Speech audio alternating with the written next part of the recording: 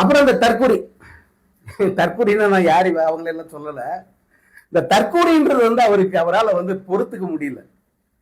தற்கொலைத்தனமா பண்றவங்க தற்கொலைன்னு சொல்லாம வேற என்ன வார்த்தையை பயன்படுத்த முடியும்? தற்கொலைன்னு தானே சொல்லுவாங்க. இப்ப நிறைய பேர் சொல்றது இல்ல, பயப்படுறாங்க பாவம். ஏன்னா லீகல் பேக்ரவுண்ட் இல்லாம, உங்களுக்குன்னு ஒரு பின்புலம் இல்லாம தயவு செஞ்சு வந்து ஆக்ரோஷம் பேசி மாட்டிக்காதீங்க அப்படின்னு அவங்க வந்து ஒரு பெரிய டிஸ்க்ளைமர் மாதிரி இருந்து போடுறாங்க, பொது வெளியில எச்சரிக்கிறாங்க. சரி, எதுக்கு வம்பு? இந்த விஜய்க்கு தற்கொலைன்ற வார்த்தை வந்து அப்படி முள்ளா தச்சிருச்சுடா அப்படின்ட்டு பல பேர் ஃபீல் பண்ணி அந்த தற்கொலைன்றதை தவிர்க்கிறாங்க. என்ன பொறுத்த வரைக்கும் வந்து தற்கொலைன்றது தப்பான வார்த்தை இல்லை, அது ஒரு குணத்தின் வெளிப்பாடு. ஒரு நபருக்கு ஒன்றும் தெரியல, தெரிஞ்சுக்கவும் முயற்சி பண்ணல, அல்லது தனக்கு தெரியாத ஒண்ணு தெரிஞ்ச மாதிரி வந்து வளர்றான் அப்படின்னா அவனை என்னன்னு சொல்லுவீங்க? தற்கொலைன்னு தானே சொல்லுவீங்க.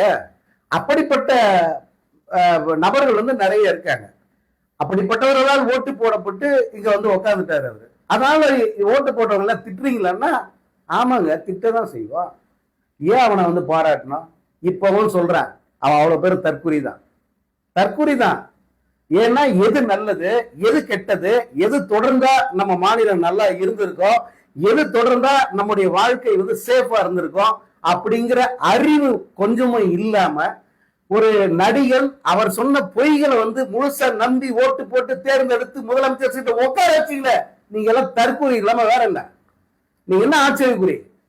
ஆச்சரியக்குறியும் கிடையாது, கேள்விக்குறியும் கிடையாது. உங்களால கேள்விக்குறியானது முதலமைச்சராக இருந்த மு.க. ஸ்டாலினும் திமுகவா இல்ல. கேள்விக்குறிய போனது உங்களோட வாழ்க்கை தாண்டா. கேள்விக்குறிய போனது உங்களுடைய அமைதியான லைஃப். அந்த கருமம் தெரியாம வந்து இவர் மேடையில் வந்து தற்கொலைக்கு விளக்க சொல்லிட்டு இருக்காப்ல. நான் இப்பயும் சொல்றேன், 1000 வாட்டி சொல்றேன், இவர்கள் தற்கொலைகள் தான்.